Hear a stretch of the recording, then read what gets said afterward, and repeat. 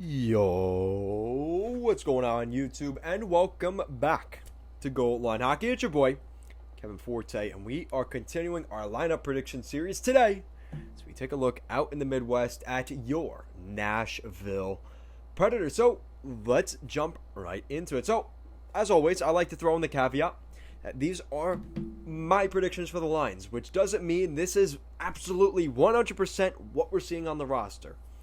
It's just my evaluation of what we could see. Not necessarily what we will see, but a somewhat close picture of what could be in the lineup. And maybe if you didn't notice some of the changes to the roster, that's what this video is also for. So let's get right into it. The forward lines, you got Filip Forsberg, Matt Duchene, and Mikael Granlund as your top line. They bring back Granlund. Could have tested free agency. He ends up coming back to Nashville. I think it's a good fit for him and the Nashville Predators. Some of these guys you're expecting a little bit more from. Matt Duchene didn't have a great season last year. You're hoping he turns it around a little bit. Not much to say there. Again, Filip Forsberg's... Excuse me, I had some talk about earlier. Filip Forsberg is on the final year of his contract. So, you know he's going to be playing for his big boy contract next summer in 2022. So, watch for Filip Forsberg this season. I think he's due for a good season this year. So not only could he get his payday, but potentially move to a team, if it's not Nashville, that he can win with. As maybe toward the end of the year as a rental, maybe somebody takes on a guy like Forsberg. Again, just a thought, but it could happen. Now looking at your second line, you have the newly acquired Cody Glass, who came over from the Vegas Golden Knights. I find it hard that they gave up Ryan Ellis in order to acquire anything less than a top six forward. Cody Glass, he's probably going to be the center at some point. I don't think he'll start the season at center. I think by the end of the season he will be a top six center. But in the beginning of the season, I could see Cody Glass playing on the wing, build some confidence with some of the guys on his line. This is definitely a much maligned line, and the way I say that is because you got Ryan Johansson and Eeli Tolvanen, who have both been disappointments in their own rights last season in Nashville. And again, it's not that they can't turn it around, but that Johansson contract looks really ugly.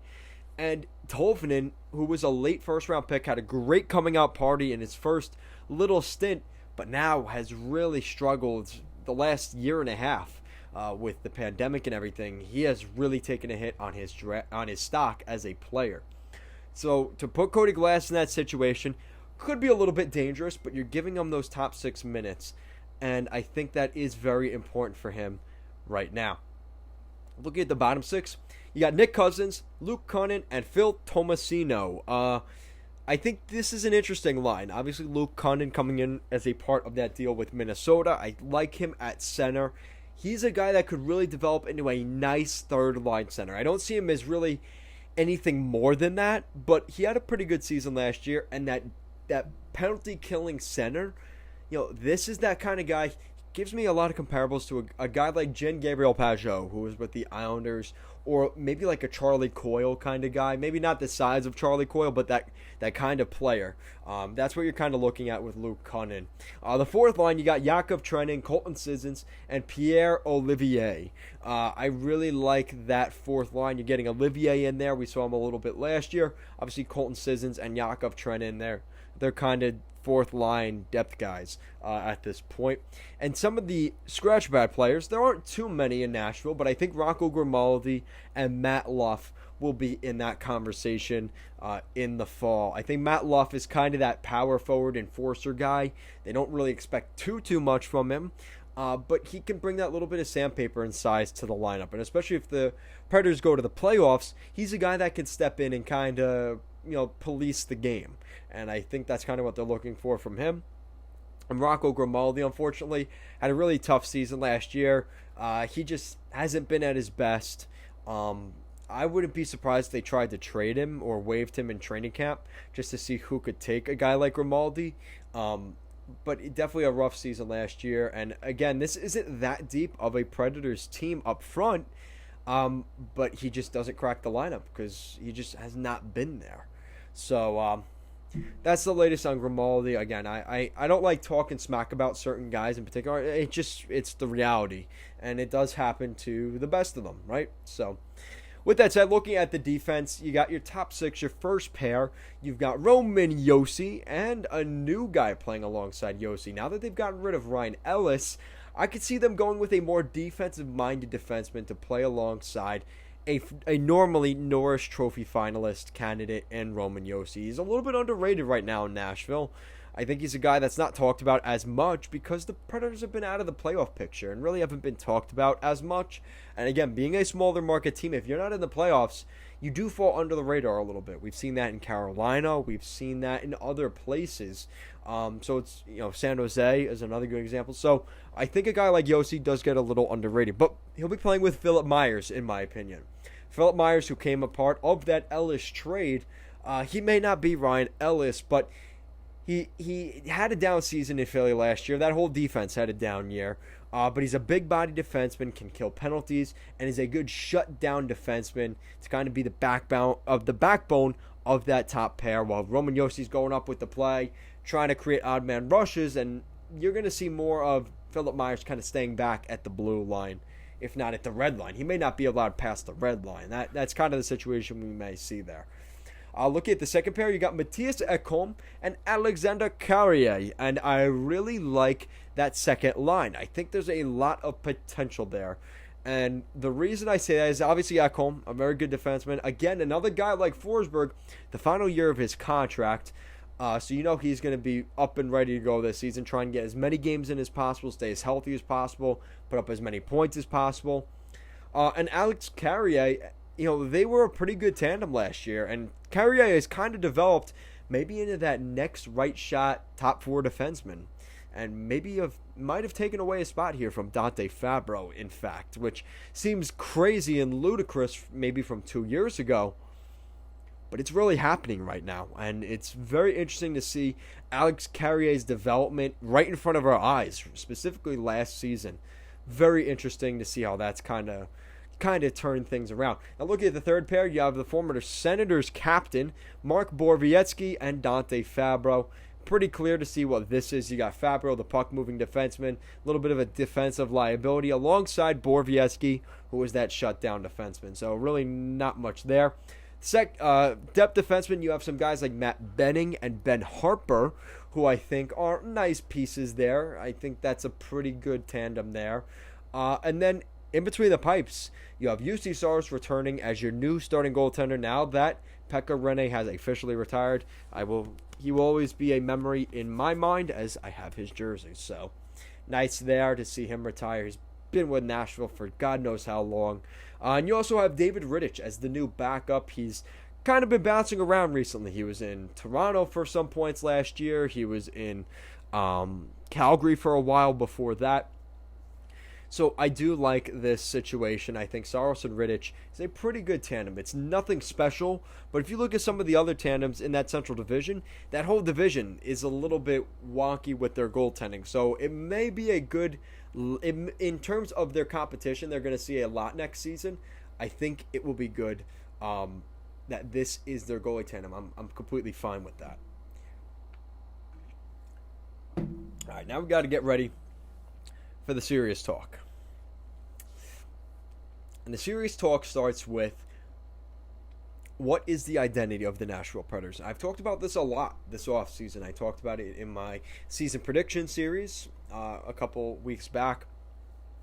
And I also talked about it in a recent video on the situation with Forsberg and Ekholm, because they haven't re-signed yet, but we really haven't heard much in terms of maybe trade rumors. I think it's been thrown out there, but nothing's really been concrete.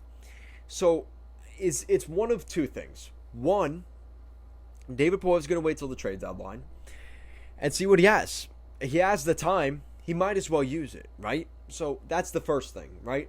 And you could look at it in terms of that's what he's doing.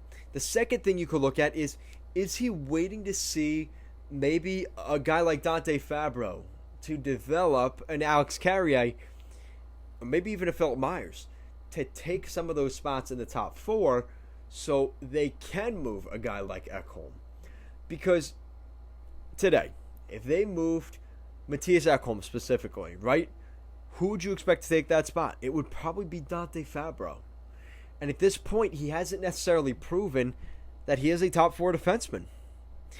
So unless David Poile is certain that Dante Fabro is going to take that spot, why is he going to trade Matthias Ekholm if he doesn't have somebody to replace him? And I think that's really the situation you're seeing with that. You can make the same argument up front. You look at their forward group: Forsberg, Duchesne, and Granlund. If they move Forsberg today, who is legitimately on this roster? And it's no discredit to Matt Duchesne, Ryan Johansson, Granlund, but you have a lot of what ifs. Pierre Olivier, Phil Tomasino, Eeli Tolvanen, and Cody Glass. Those guys would be taking the top 6. Would you be comfortable today, or really the real question is, would you be comfortable long term with those guys taking the top 6? So Philip Forsberg just moving out just to move him because he's a year from free agency isn't necessarily the best strategy. But I think at some point it could become a concern if this becomes a usual thing where the Predators become a team like we saw from the Minnesota Wild for a long time. I've made these comparisons. The Minnesota Wild and the Philadelphia Flyers are very similar teams for a long time, where they would try and keep the team afloat, just fix the patches on the boat every year. Fix the patch, fix it, it's leaking, fix it. And the problem is it was enough for them to get into the playoffs every other year and get beat in the first round. So you're killing two birds with one stone in terms of the opposite effect, because at least if you were really, really bad for 2 years, you could get a legitimate, again, it's not guaranteed, but you could get a really good draft pick. And if you stay in the mid-first round every year and you don't go on a deep playoff run, you're losing in both regards. The worst spot to be in any sport is mediocrity, right in the middle, because you're not bad enough where you could get the first overall pick, but you're not good enough where you could win a Stanley Cup consistently, or just be in the conversation for winning a Stanley Cup consistently. I think Nashville needs a reset, and they're patching the holes this season, but how much longer can we wait? When are they going to start the rebuild? And could they do that with guys like Forsberg and Ekholm by the end of the season? So I kind of went on a little bit of a tirade there at the end of the video, but with all the questions with this team, with the lineup, where's Cody Glass going to play? Where's Alex Carrier going to play? What is the identity of the Nashville Predators? Are they a legit Stanley Cup contender? Are they a just mediocre playoff team that'll get in every other year and lose in the first round? Or are they finally going to commit to the rebuild and finally tear it down a little bit from what they had in the late 2010s, from 2015 to 2018, 2019, finally tear it down and say we need a little bit of a reset. And you have the goalie and UC Saros locked up. So, and obviously your captain Roman Josi, what are you going to do with the pieces around? We're going to figure that out over the next couple of years. So, let me know what you guys think down below. As always, guys, thank you so much for watching this video, and I will see you again next time.